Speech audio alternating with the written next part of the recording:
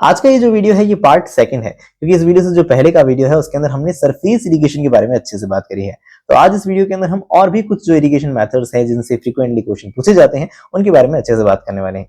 क्या है वो टॉपिक्स? तो सबसे पहले आज हम बात करेंगे सब सरफेस इरिगेशन के बारे में, उसके बाद हम बात करेंगे पिचर इरिगेशन के बारे में, और साथ में स्प्रिंकलर मेथड और ड्रिप मेथड। ये जो क्या है, इनसे इंपॉर्टेंट क्या बातें पूछी जाती हैं एग्जामिनेशन में, इन्हें जानेंगे। At the end of this video मैं आपको कुछ एमसीक्यूज दिखाऊंगा जो कि पिछले सालों के अंदर पूछे जा चुके हैं, यानी प्रीवियस ईयर क्वेश्चन प्रेजेंट करूंगा। साथ में आपको कुछ प्रैक्टिस क्वेश्चन भी दूंगा ताकि आप अपनी एमसीक्यूज की प्रैक्टिस जारी रख सकते हैं। ओके, तो hello everyone, welcome to the channel agricultural studies. मेरा नाम है दिवाकर खत्री और चलिए शुरू करते हैं।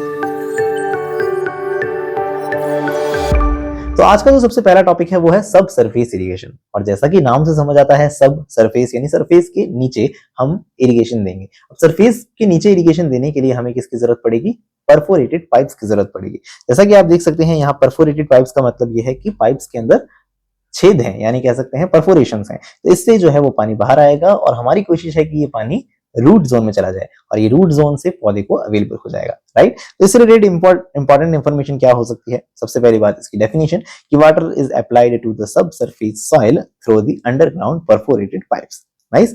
नेक्स्ट अगर हम देखें, water is also applied through the deep trenches. Deep trenches का मतलब जिस तरह से यहाँ जो हम देख रहे हैं ट्रेंचेस बनाई जाती हैं, 15 से 30 मीटर की दूरी के ऊपर ट्रेंचेस बनाई जाती हैं और उसके अंदर पाइप्स को फिट करते हुए हम देख सकते हैं सब सरफेस इरिगेशन दिया जाता है।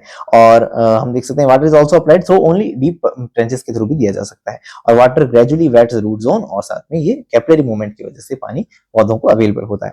अब नेक्स्ट बात इंपॉर्टेंट ये याद रखनी है, क्योंकि हम कह रहे हैं कि सब सरफेस सॉइल जो है वो वेट है, तो इसका मतलब ये हुआ कि सरफेस के ऊपर मॉइस्चर अवेलेबिलिटी कम है, या हम कह सकते हैं नहीं है। ज्यादा मेन मॉइस्चर कहाँ है? सब सरफेस के अंदर। और ऐसा होने की वजह से हम क्या याद रखेंगे? This minimize the evaporation losses. यही इंपॉर्टेंट पॉइंट है। सब सरफेस इरिगेशन का मेन फायदा क्या है कि भाई सरफेस के ऊपर पानी ज्यादा है ही नहीं, मेन तो नीचे ही पड़ा पानी, तो सरफेस पे पानी नहीं है तो उसका इवेपोरेशन लॉसेस भी कम हो जाएंगे। साथ में ऊपर अगर कोई वीड्स हैं या वीड्स ग्रोथ जो है वो भी कम हो जाएगी। क्यों वीड ग्रोथ कम होगी? क्योंकि सरफेस के ऊपर मॉइस्चर अवेलेबल नहीं है। ओके, बात समझ आ गई आपको? तो नेक्स्ट इस बात को भी आप अच्छे से याद रखेंगे, surface irrigation through the trenches causes deep percolation losses. और जैसा कि हमने कहा, जो हमारे सीधे ट्रेंचेस में अगर हमने पानी छोड़ रखा है, 15 से 30 मीटर की डिस्टेंस पे हमने ट्रेंचेस बनाई है, उन ट्रेंचेस के ऊपर सीधा ही पानी डाल रखा है, तो उससे क्या हो सकता है? डीप परकोलेशन लॉसेस हो सकते हैं। ओके, बात समझ आ गई? नेक्स्ट हम डीप परकोलेशन लॉसेस का मतलब तो समझते हैं, पानी जो है नीचे रिस जाएगा। ओके, नेक्स्ट हमें कुछ एडवांटेजेस याद रखने हैं अच्छे से। पहला एडवांटेज तो आप ऑलरेडी समझ चुके हैं कि भाई soil water can be maintain, कि भाई नीचे जो रूट जोन है वहां हम पानी एकदम पर्टिकुलर अमाउंट जो हम पानी देना चाहते हैं, जो सॉइल वाटर के लिए अवेलेबिलिटी के हिसाब से दे सकते हैं। दूसरा, इवेपोरेशन लॉसेस कम हो जाएंगी। तीसरा, एक बार जो लेबर लगेगी पाइप वगैरह लगाने में वो लगेगी, तो उसके बाद लेबर कॉस्ट कम हो सकती है। साथ में हम कह सकते हैं हैविंग अ ड्रेनेज डिचेस के रूप में भी काम कर सकते हैं ये पाइप। जो हमने परफोरेटेड पाइप्स लिए हैं, अगर मान लेते हैं रूट जोन वगैरह में एक्स्ट्रा वाटर है, वो वाटर भी तो वापस निकल के इन पाइप्स के थ्रू फील्ड से बाहर लिया जा सकता है, तो ये ड्रेनेज के रूप में भी काम आ सकते हैं। साथ में हमें याद रखना है कि having a low water holding capacity and a high infiltration rate, this can be used with a high, हम कह सकते हैं infiltration rate. High infiltration rate और लो वाटर होल्डिंग कैपेसिटी किसमें होती है? सैंडी सॉइल में होती है, याद रखना। सैंडी सॉइल के अंदर पर्कुलेशन बहुत जल्दी सो या पानी की जो कंडक्टिविटी है वो ज्यादा हो सकती है। तो ऐसे हम कह सकते हैं सॉइल्स के अंदर हम इस तरह का मेथड काम में ले सकते हैं। अब काम की बात हमें इससे भी ज्यादा, एडवांटेजेस से भी ज्यादा मुझे लगता है एग्जाम में जो पूछी जा सकती है वो है लिमिटेशंस। हमें पता होना चाहिए कि presence of a high water table. हम चाहेंगे कि जो सब सरफेस इरिगेशन जहां हम कर रहे हैं उसके नीचे जो वाटर टेबल है वो ज्यादा गहराई में ना हो। ज्यादा गहराई में ना हो इसका मतलब क्या हुआ? थोड़ा ऊंचाई, मतलब हाई वाटर टेबल हो। ओके, साथ में और इम्परवियस सब सॉइल इज प्री रिक्विसाइट, मतलब जहां हमने पाइप्स लगाए हैं उनकी कुछ नीचे की तरफ जो जमीन है वो बहुत ज्यादा ठोस होनी चाहिए। हम कह सकते हैं ज्यादा ठोस होनी चाहिए, इसका मतलब वहां पे इम्परवियस लेयर होनी चाहिए। ऐसा नहीं है कि हमारे जो पाइप्स हैं उनसे पानी जो है वो नीचे की तरफ जो है वो विड्रॉ हो रहा है, नीचे की तरफ वो बर्बाद हो रहा है, तो ऐसा ना हो। इसलिए हम चाहते हैं कि वहां इम्परवियस सब सॉइल लेयर भी होनी चाहिए। नेक्स्ट, ऐसा नहीं होगा तो ये मेथड अच्छे से काम नहीं करेगा, तो इसलिए कहते हैं कि ये इसकी लिमिटेशन है। गुड क्वालिटी ऑफ वाटर देना पड़ेगा हमें। अपवर्ड मूवमेंट ऑफ सॉल्ट्स, हम देख सकते हैं कि सब सरफेस के अंदर कैपिलरी से अगर मान लेते हैं पानी ऊपर आया है, अगर कुछ मात्रा में पानी ऊपर आएगा तो वो कहीं ना कहीं सॉल्ट्स को भी ऊपर लेके आ सकता है, तो यहाँ हम देखेंगे ये सॉल्टेशन की प्रॉब्लम भी हो सकती है। Soils should have a good hydraulic conductivity for upward movement of water, और पानी को रूट जोन तक पहुंच सके तो उसके लिए उसकी हाइड्रोलिक कंडक्टिविटी भी अच्छी होनी चाहिए। तो ये कुछ लिमिटेशंस हैं, जिसमें से ये जो सबसे पहली लिमिटेशन है इसके ऊपर अच्छे से फोकस करना, ये आई थिंक पिछले किसी एग्जाम में मैंने देखा है इसका क्वेश्चन, तो इससे अच्छे से याद रखना कि ये इंपॉर्टेंट है। नेक्स्ट है पिक्चर इरिगेशन। पिक्चर इरिगेशन बहुत इंपॉर्टेंट टॉपिक है। क्यों? क्योंकि यहाँ हम पूछते हैं water use efficiency. Water use efficiency picture pot irrigation की सबसे ज्यादा होती है। ये बात बहुत ज्यादा इंपॉर्टेंट है, क्योंकि वाटर यूज एफिशिएंसी सबसे ज्यादा किसकी होती है, ये जब भी कोई पूछता है तो दिमाग में आता है ड्रिप इरिगेशन। लेकिन ड्रिप इरिगेशन से भी ज्यादा एफिशिएंसी किसमें होती है, इस मेथड में होती है। इस मेथड में क्या होता है ये आप बात समझ सकते हैं। देखिए यहाँ क्या है, हम कहेंगे कि एक जो पॉट है, जैसे हम पिक्चर कह रहे हैं, तो ये जो पिक्चर पॉट है, इसमें से पानी जो है धीरे धीरे रिलीज होगा और वो प्लांट को अवेलेबल हो जाएगा। तो इस मेथड को कहते हैं पिक्चर पॉट इरिगेशन मेथड। इसके अंदर आप डिटेल्स इजीली पढ़ सकते हैं कि सेमी एरिड स्टेट्स जो है करनाल के अंदर जैसे काम में लिया जाता है, क्ले पॉट्स होते हैं, उसके अंदर पानी रखा है, पाइप उस पानी की थ्रू ही जो है वो प्लांट्स के पास ही है, रूट जोन के पास ही है वो पॉट, तो उस पॉट से धीरे धीरे पानी रिलीज होगा, वो बहुत इजीली प्लांट को अवेलेबल हो सकता है। इसीलिए हम कहते हैं इसकी एफिशिएंसी जो है वो बहुत ज्यादा होती है। वाटर मोर एफिशिएंटली, देखिए uses water more efficiently than any other method.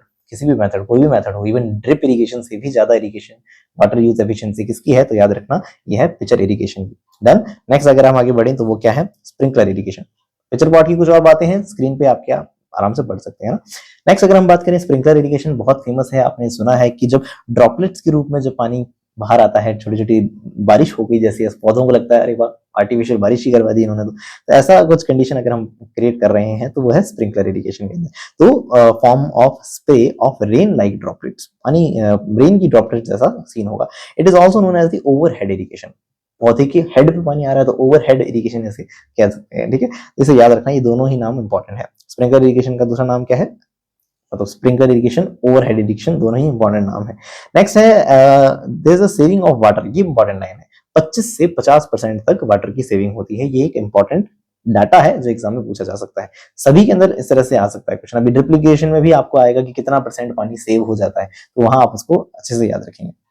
Water is distributed through a system of pipes, usually by pumping at a pressure of more than 2 kg per centimeter square। देखिए ये 2 kg per centimeter square में आपको advice दूंगा कि ये data आप sprinkler irrigation में याद मत रखिए। ये 2 kg पर सेंटीमीटर स्क्वायर से ज्यादा, आप ज्यादा कितना हो सकता है, वो ज्यादा तो 4 भी है, 10 भी है, सब ज्यादा ही है। तो आप इस डाटा को नहीं यूज करते हुए, हम इस लाइन को हम आगे कभी काम में लेंगे, लेकिन अभी इसको हम रिमूव कर देते हैं। नेक्स्ट है कंपोनेंट्स ऑफ स्प्रिंकलर इरिगेशन। देखिए स्प्रिंकलर इरिगेशन को करना है तो उसके लिए स्पेसिफिकली हमें किस किस की चीज की जरूरत होगी कि भाई एक सोर्स से पानी उठा सके और आगे की तरफ भेज सके। तो इस चीज के लिए जिस मशीन की जरूरत पड़ेगी उसे हम पंप कह सकते हैं एक तरह से, या हम कह सकते हैं मोटर जिसे कह देते हैं। तो ये पंपिंग एक यूनिट हमारे पास होनी चाहिए। एक आगे जो पाइप, सबसे मेन पाइप से पानी जाएगा उसे मेन लाइन कह देंगे, और ये जो आगे जब चीजों सब लाइंस में डिवाइड हो जाएगा तो उसे हम लेटरल लाइंस कह देंगे। तो यही वास्तव में क्या होते हैं, इसकी कंपोनेंट्स होते हैं। पंपिंग यूनिट, मेन लाइन, सब मेन्स या लेटरल्स, और साथ में जहां से पानी बाहर आएगा राइजर ट्यूब के थ्रू, ये देख सकते हैं पाइप ऊपर उठा है, और लास्ट में जहां से पानी आ रहा है उसे स्प्रिंकलर कह देते हैं। और भी कुछ अदर एक्सेसरीज के रूप में नाम आ सकते हैं कि वाटर मीटर्स और प्रेशर गॉज, ये सभी जो है ये भी क्या हो सकते हैं, इसके कंपोनेंट के हिस्सा हो सकते हैं। तो कंपोनेंट्स क्या है ये इजीली हमें समझ आता है, और इसी चीज को और अच्छे से डिस्क्राइब करने के लिए इस डायग्राम का भी इस्तेमाल किया जा सकता है, राइट। नेक्स्ट अगर हम देखें टाइप्स ऑफ स्प्रिंकलर इरिगेशन क्या है। स्प्रिंकलर इरिगेशन को हम दो तरह से क्लासिफाई कर सकते हैं। पहला टाइप जो है वो क्या है, टाइप्स ऑफ नोजल, किस तरह की नोजल लगी है। दूसरा क्लासिफिकेशन क्या है, पोर्टेबिलिटी ऑफ द सिस्टम, कि सिस्टम को खोल कर कहीं और लगाया जा सकता है क्या, मतलब आसानी से उस सिस्टम को अलग कर लिया, उसके सारे कंपोनेंट्स अलग कर लिए, उसको कहीं और किसी और दूसरी जगह जरूरत पड़ी तो वहां लगाया जा सकता है। तो पोर्टेबिलिटी के हिसाब से, और दूसरी बात नोजल की टाइप के हिसाब से, हम दो तरह से इन्हें क्लासिफाई करते हैं। पहला टाइप जिसमें है नोजल लाइन, जो कि बहुत ज्यादा फेमस है। नेक्स्ट है रोटरी हेड, नेक्स्ट है फिक्स्ड हेड, और उसके बाद है प्रोपेलर टाइप, नेक्स्ट है परफोरेटेड पाइप्स। इनकी फोटोज में दिखा देता हूं आपको, इजीली ये चीजें समझ में आने लगेंगी। नोजल लाइंस इस तरह से दिखाई जाती हैं, इस तरह से लाइन में लगाया है इन्हें, और ये पर्टिकुलर डायरेक्शन के अंदर क्या कर रहे हैं, नोजल जो है काम कर रही है। रोटेटरी हेड का क्या मतलब है, रोटरी हेड जिसका हेड जो है वो रोटेट हो सकता है। फिक्स्ड हेड जो है पर्टिकुलर डायरेक्शन में, जैसा कि आप देख सकते हैं ग्रासेस के अंदर यहाँ काम में ले सकते हैं इसे। और propeller type sprinkler system. Next है propeller type sprinkler irrigation. Propeller के अंदर इस तरह से आप देख सकते हैं यहाँ परपेंडिकुलरली ये सब लगे हुए हैं। नेक्स्ट हम देख सकते हैं परफोरेटेड पाइप। परफोरेटेड पाइप मतलब किसी पाइप के अंदर छेद है तो उससे पानी बाहर आ रहा है, तो ये परफोरेटेड टाइप्स हो गए। पोर्टेबिलिटी के अंदर ज्यादा डेप्थ में अच्छे से पढ़ने की जरूरत नहीं है, इजीली बस इसे इतना ही याद रखें कि पोर्टेबल सिस्टम है तो सारा सब कुछ खुल जाएगा और कहीं और शिफ्ट किया जा सकता है। सेमी पोर्टेबल है तो जिसके अंदर वाटर का सोर्स और पंपिंग यूनिट एक जगह ही फिक्स है, बाकी हम मेन लाइन और लेटरल्स जो है अलग अलग खोल सकते हैं, है ना। नेक्स्ट जैसा कि देख सकते हैं सेमी परमानेंट सिस्टम। अब सेमी परमानेंट का है का मतलब क्या हो गया कि इसके अंदर हम कह रहे हैं कि पर्टिकुलर जो मेन लाइंस हैं और साथ में वाटर यूनिट है, पंपिंग यूनिट है, ये तीन चीजें अब क्या हो चुकी हैं, फिक्स हो चुकी हैं। बाकी जो सिर्फ लेटरल्स हैं उन्हें आप क्या कर सकते हैं, पोर्टेबली इधर उधर मतलब खोल के दूसरी जगह काम में ले सकते हैं। नेक्स्ट है solid set system. Solid set system has enough laterals to eliminate their movement. The laterals are position in the field earlier in the crop season and remain for the season. एक particular पूरे season के अंदर इसे fix कर सकते हैं हम। और परमानेंट सिस्टम यानी फुल्ली परमानेंट, सब कुछ ही जो है एक जगह ही फिक्स कर सकता है, उसे हम हटाते नहीं है, तो उसे परमानेंट सिस्टम के रूप में समझ सकते हैं। तो ये 5 सिस्टम है, मुझे नहीं लगता इनके क्वेश्चन आएंगे कभी, लेकिन बस बुक्स में नाम होते हैं तो कुछ आइडिया हमें होना चाहिए, तो इस रूप में मैंने इसे रिप्रेजेंट किया। अब चॉइस ऑफ स्प्रिंकलर इरिगेशन बहुत इंपॉर्टेंट है। याद रखना कि सॉइल जब शैलो है, सॉइल जब ज्यादा गहरी नहीं है, तब स्प्रिंकलर इरिगेशन काम में ले सकते हैं। दूसरी बात, डीप स्टीप मतलब हम देखेंगे जब ढलान 1% से ज्यादा है तब हम इसे काम में ले सकते हैं। फ्रीक्वेंट इरिगेशन देनी हो, मान लेते हैं हम कभी फ्रॉस्ट आ गया, फ्रॉस्ट का मतलब समझते हैं पाला पड़ गया, है ना। पाला मतलब समझते हैं जब सर्दियों के अंदर हम देखते हैं पौधों के ऊपर अब पाला जम जाता है ना, आप समझते हैं पाले का मतलब। तो वो जो विंटर वाली कंडीशंस हैं, जब अगर मान लेते हैं हमें H2SO4 कोई छोटे से अमाउंट के अंदर H2SO4 मिला के उसका छिड़काव करना है, तो ऐसी कंडीशंस के अंदर हम स्प्रिंकलर इरिगेशन का इस्तेमाल कर सकते हैं। तो लाइट इरिगेशन में फ्रीक्वेंट इरिगेशन देखनी हो कभी, ऐसे केसेस के अंदर हम स्प्रिंकलर इरिगेशन काम में ले सकते हैं। Soils are very sandy, soils जो है जब बहुत ज्यादा सैंडी होती है तब उस कंडीशन में इसे इस्तेमाल करते हैं। Rapid permeable course texture soil के लिए इसे काम में लेते हैं। और सप्लीमेंट इरिगेशन देनी हो, सप्लीमेंटल इरिगेशन का मतलब जब कब दी जाती है, given to the dry land crops during prolong dry spell. Prolong dry spell का मतलब बहुत लंबा, अगर दो बारिश के बीच में बहुत लंबा टाइम पीरियड आ रहा है, तो उस दौरान अगर हम इरिगेशन देना चाहते हैं, जब पौधे को बहुत जरूरत है पानी की, तब उस कंडीशन में जो हम पानी दे रहे हैं उसे हम सप्लीमेंटल इरिगेशन कहते हैं। तो चॉइस ऑफ स्प्रिंकलर इरिगेशन के अंदर 5 पॉइंट जो बहुत ज्यादा इंपॉर्टेंट है, उसे एग्जाम के लिए जरूर याद रखना। नेक्स्ट हम कहें सॉइल सुटेबिलिटी। अब आप समझ चुके हैं कि भाई शैलो सॉइल जो है उनके अंदर काम में ले सकते हैं, कोरस सैंडी सॉइल के लिए। अंडुलेटिंग लैंड का मतलब जो सॉइल मतलब जो लैंड है वो थोड़ी सी ऊपर नीचे है, तो उसे हम अंडुलेटिंग लैंड के रूप में कहते हैं। और हिली रीजन्स के अंदर भी इसे काम में लिया जाता है। तो इन चारों पॉइंट्स को भी याद रखना। क्रॉप स्पेसिफिसिटी के अंदर याद रखना है कि भाई पैडी और जूट जिनके अंदर वाटर रिक्वायरमेंट बहुत ज्यादा होती है, वहां हम इसे काम में नहीं लेते, लेकिन बाकी जगह इसे काम में लिया जाता है। नेक्स्ट है what are the advantages of sprinkler irrigation. ये मैं आपको चाहूंगा कि आप इसे होमवर्क के रूप में पढ़ें। स्क्रीन पर आपके सामने है ही ये डाटा, आराम से आप इसे पढ़ सकते हैं और इसे समझ सकते हैं। कुछ ऐसा हार्ड है नहीं, इसमें पानी बचता है 25 से 50%, 5% यहाँ हम देख सकते हैं जमीन की बचत होती है। मैंने आपको पिछले वीडियो में बताया था कि सरफेस इरिगेशन के अंदर बंड वगैरह बनाने में 5% लैंड जो है खराब हो जाती है, तो वो लैंड यहाँ कोई वेस्ट नहीं होगी। साथ में होमवर्क दिया था, लेकिन मैंने खुद ही आपको सब कुछ बताने की कोशिश कर रहा हूँ। चलो फ्रॉस्ट के अंदर काम में ले सकते हैं, वाटर एप्लीकेशन यूनिफॉर्म हो जाता है। तो इन सभी चीजों को आप एडवांटेजेस के रूप में पढ़ें। कुछ और एडवांटेजेस भी आपके सामने रिप्रेजेंट कर रहा हूँ, इन्हें भी आप पढ़ें, इजीली मुझे लगता है आपकी चीजें समझ में आ जाएंगी। नेक्स्ट है डिसएडवांटेजेस। यहाँ इंपॉर्टेंट है, जरूर याद रखना कि अगर विंड की वेलोसिटी 12 किलोमीटर पर आवर से ज्यादा है, हवा हवा की रफ्तार जो है वो 12 किलोमीटर पर आवर से अगर ज्यादा है, तो उस कंडीशन के अंदर आप स्प्रिंकलर इरिगेशन का इस्तेमाल ना ही करें तो बेहतर है। क्योंकि आपने बूंदें बाहर आई आपकी और हवा उसे उड़ा के ले गई, तो फिर क्या ही मतलब ऐसी स्प्रिंकलर इरिगेशन का, पौधों पर आया ही नहीं पानी, है ना। तो वहां इवेपोरेशन लॉसेस भी ज्यादा हो जाएंगे। तो कहने का मतलब अच्छे से याद रखें कि विंड की वेलोसिटी अगर 12 किलोमीटर पर आवर से ज्यादा है, तब आप स्प्रिंकलर इरिगेशन का इस्तेमाल नहीं करेंगे। नेक्स्ट है सिट्रस जैसे पौधों के अंदर जहां सॉल्ट जो है, जो कि सॉल्ट सेंसिटिव होती हैं, अगर मान लेते हैं स्प्रिंकलर वाले पानी में से सॉल्टी वाटर आ रहा है तो वो दिक्कत कर सकता है, तो वहां हम इसे काम में ना लें तो बेहतर होगा। यहाँ वाटर प्रेशर बहुत ज्यादा होता है, जैसे कि 10 kg पर सेंटीमीटर स्क्वायर से भी ज्यादा अगर हम प्रेशर को बहुत ज्यादा प्रेशर से देना पड़ेगा, तो पंपिंग यूनिट को भी एनर्जी ज्यादा देनी पड़ेगी, तो फिर इतना ज्यादा एनर्जी कहाँ से लेके आए, तो ये हायर एनर्जी रिक्वायर्ड मेथड होता है। नेक्स्ट अगर हम देखें तो ये है टेक्निकल पर्सनल की जरूरत पड़ेगी, मतलब किसी बंदे को एक्सपीरियंस होना चाहिए, समझ में आना चाहिए कैसे डिजाइन सेट करना है, सब कुछ कैसे टेक्निकली लगाना है। नेक्स्ट है clean water should be used. अगर मान लेते हैं जैसा कि मैंने कहा वाटर अगर सेलाइन है, तो फिर वो नोजल के अंदर भी कहीं ना कहीं एक ना एक दिन फंसते फंसते ये सॉल्ट उसे क्लॉग कर देगा, यानी उसे बंद कर देगा। नोजल्स के अंदर क्लॉगिंग वाली प्रॉब्लम आ सकती है। और not adapted in the place where the plenty of water is available, जहां पानी ज्यादा है तो वहां हम अपनी बिजली की खपत क्यों करेंगे, वहां हम इस तरह का मेथड क्यों, सिस्टम लगाने में खर्चा क्यों करेंगे, तो वहां तो हम सीधा ही सरफेस इरिगेशन काम में ले सकते हैं, है ना। लेना तो वो भी नहीं चाहिए क्योंकि उसकी एफिशिएंसी बहुत कम होती है, ड्रिप इरिगेशन ज्यादा बेटर रह सकता है।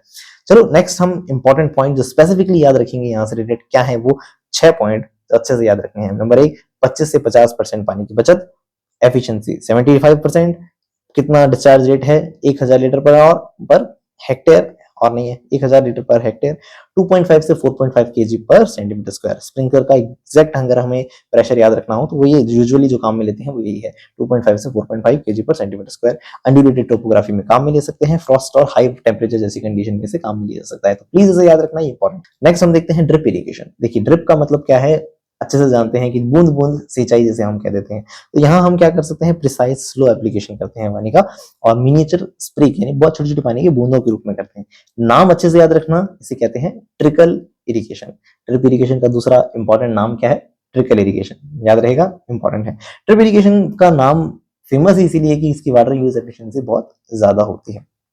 कोई भी अगर हम पाइप्स हैं, उन पाइप के जरिए जो बूंद बूंद से पानी दे रहे हैं, वो चांसेस बहुत ज्यादा है हमेशा रूट जोन को गीला रखता है। रूट जोन अगर जब गीला होता है तो पौधे के लिए पानी को एक्सेस करना बहुत ईजी रहता है। तो कहने का मतलब ये बहुत ज्यादा एक इंपॉर्टेंट मेथड होता है। इसके कंपोनेंट्स वैसे ही हैं जैसे हमने देखे थे स्प्रिंकलर के अंदर। यहाँ एक पंपिंग यूनिट की जरूरत होगी, एक हेड यूनिट की जरूरत होगी, एक सेंट्रल डिस्ट्रीब्यूशन सिस्टम होगा, एक फर्टिलाइजर टैंक होगा, जो भी आप कुछ डायग्राम में देख सकते हैं। जैसे कि यहाँ पे फर्टिलाइजर टैंक है, फिल्टर है, वॉल्व्स लगे हैं, मेन लाइंस हैं, लेटरल्स हैं, जहां पानी निकल रहा है वहां पे इमिटर्स लिखा है, जहां से पानी की बूंद निकलेगी वो इमिटर्स हो जाएंगे।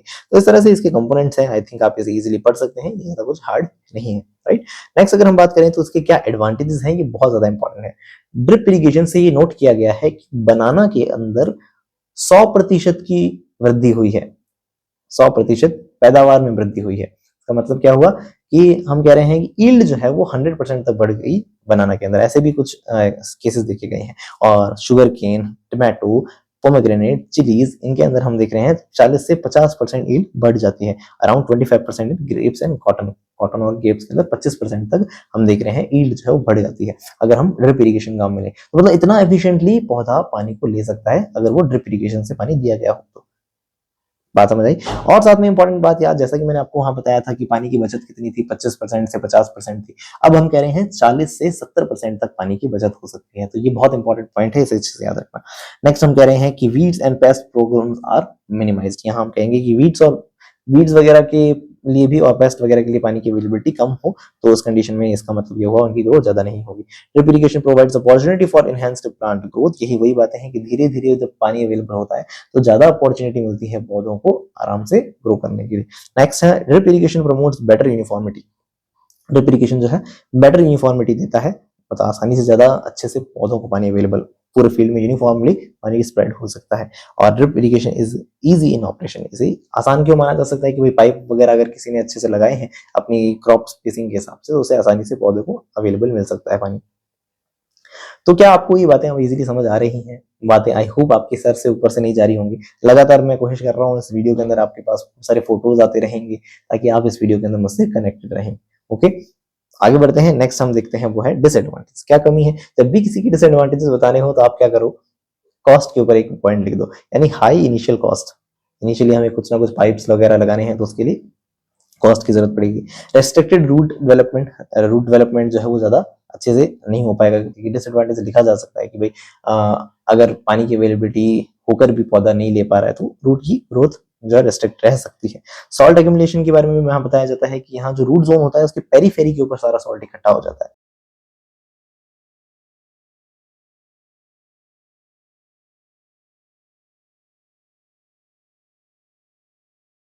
तो इस पॉइंट को भी आप अच्छे से याद रखें। डैमेज फ्रॉम द रोडेंट्स, चूहे वगैरह को उतर के चले गए पाइप को तो दिक्कत हो सकती है ना। और साथ में क्लॉगिंग हो सकती है मीटर्स की सैलाइन वाटर के अंदर। Requirement of higher design management and maintenance, और इसके अंदर हम कहेंगे हायर डिजाइन मैनेजमेंट मेंटेनेंस की जरूरत होती है। नेक्स्ट पॉइंट है इंपॉर्टेंट पॉइंट्स जो आपको अच्छे से याद रखने हैं ड्रिप इरिगेशन के अंदर। पहला पॉइंट श्यामचा ब्लासे। श्यामचा ब्लासे बहुत इंपॉर्टेंट है, किन्होंने ढूंढा था ड्रिप इरिगेशन। नेक्स्ट है कहाँ ढूंढा था, इजराइल के अंदर। तीसरा है कि पानी 50 से 70% बच सकता है। वहां 40 से 70 था, तो लगभग यहाँ 50 से 70 बनाए, तो आप 50 से 70 याद रख लेना। 50 to 70% वाटर बच सकता है। चौथी बात, एफिशिएंसी 85 to 90%, लिख लीजिए कॉपी में 85 to 90%, अच्छे से याद रखना, इंपॉर्टेंट है। इससे भी ज्यादा एफिशिएंसी किसमें होती है? पिचर पॉट के अंदर, याद रखना। नेक्स्ट है 1 to 4 लीटर पर और 1 मीटर से 1 से 4 लीटर पानी छोड़ा जा सकता है। कितनी प्रेशर पे? तो 3 प्रेशर चीजें याद बताइए आपको। 2.5 kg पर सेंटीमीटर स्क्वायर भी, 1 to 3 ATM भी, और साथ में 15 to 45 PSI, यानी पर स्क्वायर इंच, पर स्क्वायर इंच, पर स्क्वायर इंच, याद रखना। इस तरह से भी इसे तीनों यूनिट्स के रूप में याद रखना है। और कैसे एरियाज के लिए हम कहेंगे? Suitable for areas with high water scarcity, जहां पानी की ज्यादा ही कमी है, जैसे कि हम कहें एरिड रीजन्स वगैरह के अंदर। Saline water can be used with less hazard, अगर ज्यादा हैजार्ड ना हो कंडीशंस के अंदर सैलाइन वाटर काम में ले सकते हैं, क्योंकि सैलाइन वाटर के लिए स्पेसिफिक पॉइंट वही आता है कि पानी जो है वो पेरीफेरी के अंदर जा सकता है। ठीक है, तो इस तरह से मैंने आपको कुछ ड्रिप इरिगेशन की इंपॉर्टेंट बातें भी बताई हैं। अब कुछ और भी बातें इरिगेशन की, इधर उधर टॉपिक्स जो हैं, इधर उधर टॉपिक्स में नाम आता है टाइफून सिस्टम का। टाइफून सिस्टम जो है वो मॉडिफाइड ड्रिप इरिगेशन सिस्टम है, जो कि शुगर केन में काम में लिया जाता है। नेक्स्ट आपके सामने है life saving irrigation. Life saving irrigation मतलब जो आपको पहले सप्लीमेंटरी इरिगेशन के रूप में समझाया था, कि वही है कि जब पौधे को जरूरत है, जब ज्यादा ही ड्राई स्पेल आ रहा है, 2 बारिशों के बीच में बड़ा ड्राई स्पेल आ गया, तब उस कंडीशन में आप सप्लीमेंटल इरिगेशन या लाइफ सेविंग इरिगेशन कह सकते हैं। अगर अभी पौधे को पानी मिल गया तो पौधे की लाइफ बच जाएगी, जैसे लाइफ सेविंग इरिगेशन कह सकते हैं। ओके, और भी कुछ पॉइंट मैंने आपको माइक्रो इरिगेशन के रूप में यहाँ रिप्रेजेंट किए हैं। यहाँ मुझे नहीं लगता मुझे इसको एक्सप्लेन करने की जरूरत है, आप इसे इजीली पढ़ सकते हैं कि भाई माइक्रो है, माइक्रो इरिगेशन एक तरह से drip irrigation is also part of micro irrigation, तो आप इसे आराम से पढ़ सकते हैं। नेक्स्ट जो हम इंपॉर्टेंट पॉइंट देख रहे हैं वो है बबलर इरिगेशन। बबलर इरिगेशन के अंदर क्या होता है? देखिए, यहाँ एक लेटरल पाइप है, यहां से एक ऊपर उठते हुए एक राइजर ट्यूब है, और उससे पानी बाहर आ रहा होता है। ये जनरली हॉर्टिकल्चर क्रॉप्स के लिए काम में लेते हैं ऐसी चीजें हम, तो हॉर्टिकल्चर क्रॉप्स के लिए इस तरह से काम में लेते हैं। ये bubbler irrigation water is applied to the soil surface as a small stream. ये कैसा है? स्मॉल स्ट्रीम के रूप में पानी छोड़ा जाता है, और राइजर ट्यूब का इस्तेमाल करते हुए इसे काम में लेते हैं। यहाँ जो डायमीटर होता है ऊपर पाइप का जो है वो थोड़ा सा ज्यादा होता है, इसलिए हम कह सकते हैं because of the larger diameter tubes bubbler systems are not prone to clog. यहाँ क्लॉगिंग जैसी प्रॉब्लम जनरली नहीं देखी जाती है। तो इस चीज को भी आप जो आपको सामने हाईलाइट किए गए हैं पॉइंट, ऐसे अच्छे से याद रखिए। और यहाँ आपको बताया है कि कितना पानी जो डिलीवर कर सकता है, 225 लीटर्स पर और ऐसी हाई रेट्स हम देखते हैं किसके लिए काम में लेते हैं? तो हॉर्टिकल्चर क्रॉप्स के लिए काम में लेते हैं। चिपर है, ट्रिकल इरिगेशन से थोड़ा सस्ता माना जा सकता है। ये बबलर इरिगेशन को यहाँ क्यों रिप्रेजेंट किया? क्योंकि 2020 के अंदर जेआरएफ एग्रोनॉमी में इसके ऊपर क्वेश्चन आया है। क्या क्वेश्चन आया है? ये क्वेश्चन आया है कि maximum water holding capacity to minimum water holding, maximum water use efficiency to minimum water use efficiency के रूप में हमें इसे अरेंज करना है। जरा सोचिए इसका आंसर क्या हो सकता है? 5 सेकंड रुक जाते हैं। 5, 4, 3, 2, 1। तो आंसर रिवील करूं तो आंसर है सेकंड। तो देखिए यहाँ जो आंसर है बबलर इरिगेशन की एफिशिएंसी सबसे ज्यादा, उससे कम कैबलगेशन, उससे कम फ्लडिंग, उससे कम कंटिन्यूअस फ्लोइंग। पिछले वीडियो में मैंने आपको इन टॉपिक्स के बारे में भी बातें बताई हैं। अब अच्छे से याद रखने का, कैबलगेशन से भी ज्यादा हो सकता है बबलर इरिगेशन की एफिशिएंसी। नेक्स्ट क्वेश्चन जो है वो स्टेटमेंट्स के ऊपर है कि a surface irrigation even is composed of the 4 phases. Surface irrigation के अंदर 4 फेजेस होते हैं। ये मैंने आपको पिछले वीडियो में बताया था। क्या है वो phases? Advance, storage, depletion and recession. बिल्कुल यही 4 फेजेस मैंने आपको बताई थी, तो ये स्टेटमेंट तो सही है। साथ में in recession phase of surface irrigation the depth of water applied to any point in the field is a function of opportunity time. हम कहेंगे कि जो सरफेस है उस पर पानी कितनी देर तक रुकेगा, रिसेशन उसका कितना देर में हो रहा है, वो डिपेंड करेगा कि उसे अपॉर्चुनिटी टाइम, कितनी देर तक वो पानी वहां ठहरा है ना। तो length of the time for which the water is present on the soil surface, कितनी वक्त तक पानी सरफेस पे रहा है, ये फंक्शन है रिसेशन से जुड़ी हुई बात ही है। रिसेशन का मतलब मैंने आपको बताया था, पानी जब धीरे धीरे गायब होने लगेगा, यानी जमीन के अंदर जाने लगेगा, तब इस स्टेट को बोलते हैं। तो ये दोनों ही स्टेटमेंट वास्तव में सही है, तो इसके ऊपर क्वेश्चन देखिए आया हुआ है। नेक्स्ट क्वेश्चन अगर हम बात करें तो पूछा है कि मेज से रिलेटेड पॉइंट्स बताए गए। अब इन मेज से रिलेटेड पॉइंट्स को मैं आपको चाहूंगा कि आप पहले अपने आप पढ़ लें, और उसके बाद मैं आपको इसका आंसर बताता हूँ। मैं 5 सेकंड का गैप दे देता हूँ, आप मुझे पॉज करके आराम से पढ़ लीजिए। 5, 4, 3, 2, 1। आंसर रिवील करूं तो इसका आंसर जो है वो है, अब सॉरी, इसके पहले रीडिंग कर लेते हैं हम कि most critical stage of irrigation flowering stage होती है, जो कि टेस्टिंग सेल की है। सही बात है, क्रिटिकल स्टेजेस हैं ये टेस्टिंग और सिल्किंग पॉलिनेशन। साथ में कहा है कि water deficit at the flowering stage causes the highest yield loss mainly due to the reduction in the grain size. बिल्कुल, अगर फ्लावरिंग स्टेज में पानी की कमी होगी तो ग्रेन साइज कम हो जाएगा। बिल्कुल सही बात है, क्योंकि फ्लावरिंग स्टेज इंपॉर्टेंट होती है। Under the conditions of adequate irrigation water irrigation should be applied at 25% depletion. 25% depletion, पिछले वीडियो में आपने कहा था कि 50% डिप्लीशन और कुछ कुछ क्रॉप्स के अंदर 25% डिप्लीशन हो जाता है तब हमें इरिगेशन दे देना चाहिए, लेकिन आपने ये नहीं बताया था कि कौन सी क्रॉप में 25%, कौन सी क्रॉप में 50%, है ना। तो अब याद रख लीजिएगा कि मेज हो गया, ग्राउंडनट हो गया, इन क्रॉप्स के अंदर 25% डिप्लीशन होने पर हमें पानी दे देना चाहिए। तो ये इंपॉर्टेंट पॉइंट भी सही है। फोर्थ पॉइंट कहा है कि under the conditions of adequate irrigation irrigation should be applied at the IW/CP ratio of 0.6 to 0.8। IW/CP ratio 0.6 0.8, क्या ये सही है? अगर पिछले वीडियो में आपने ये याद करने की कोशिश की थी IW/CP रेशियो को, तो आपको याद रहना चाहिए कि 0.7 to 0.9 है, तो मिनिमम 0.7 है, इसने तो 0.6 कह दिया, तो ये सही नहीं है स्टेटमेंट। और साथ में कहा है कि as maize is sown grown in the rainy season applied irrigation is wasteful, पानी खराब हो जाएगा, वेस्टफुल हो जाएगा, तो ये बात सही नहीं है। तो सिर्फ ए, बी और सी, ऊपर के तीनों स्टेटमेंट ही सही हैं, बाकी सब स्टेटमेंट सही नहीं है, तो answer should be the A, B. Next जो क्वेश्चन है उसके अंदर आप देख सकते हैं कि ग्राउंडनट के ऊपर पूछा है। अब मैंने जैसा कि आपको ग्राउंडनट में बता दिया कि डिप्लीशन कितना कम हो जाना चाहिए। अगर देखो ये आपने पिछला वीडियो देखा होगा तभी आपको ये बात समझ आ रही होगी कि मैं क्या बोल रहा हूँ, वाटर डिप्लीशन की बात क्यों कर रहा हूँ। पिछला नहीं, पिछले से भी पिछला इवन जो कि वाटर हम कह सकते हैं इरिगेशन शेड्यूलिंग के अंदर मैंने आपको बताया था। तो खैर डिप्लीशन कितना अभी मैंने आपको बताया था लेटेस्ट, ग्राउंडनट के अंदर 25% का होना चाहिए। और IW/CP रेशियो अगर आपने याद किया है ग्राउंडनट का तो वो कितना है, 0.6 है। तो आंसर क्या होना चाहिए, answer should be the second one. ठीक है, नेक्स्ट क्वेश्चन जो है अब मैं आगे पढ़ूंगा नहीं, इट्स ऑन टू यू, आप इसे आराम से पढ़ें, समझें। अगर नहीं समझ आए तो मुझे कमेंट सेक्शन में जरूर बताएं, मैं इसकी कोशिश करूंगा एक्सप्लेनेशन देने की। अब वीडियो ज्यादा लंबा ना हो इसलिए हम इसको फटाफट यूं ही देखते हैं। 5 सेकंड का गैप है आपके पास, 5 4 3 2 1। आंसर्स मैं रिवील कर रहा हूं, पॉज कर लिया होगा, आई थिंक आपने हिसाब से पढ़ लिया होगा। आंसर्स ये हैं, देखिए इस तरह से बी एंड ई पढ़ लीजिएगा, आपको समझ आ जाएगा ये। अब नेक्स्ट आपके सामने कुछ मैथ बोलेंगे की क्वेश्चन भी है।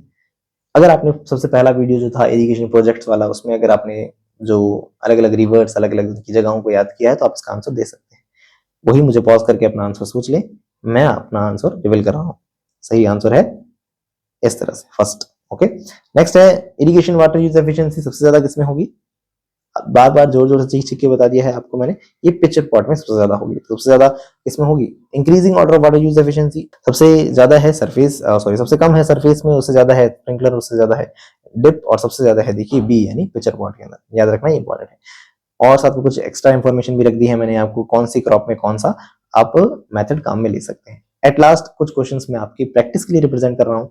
5 सेकंड का गैप है आपके साथ, क्वेश्चंस का आंसर अपने आप लिख लीजिए। फर्स्ट का आंसर ए, सेकंड का आंसर बी, इस तरह से अपनी लिस्ट बना लीजिए, फिर आंसर चेक करिएगा कितने सही हो रहे हैं। Okay, 5 4 3 2 1 answers. नेक्स्ट अगेन आपको होगा 5 4 3 2 1 आंसर्स।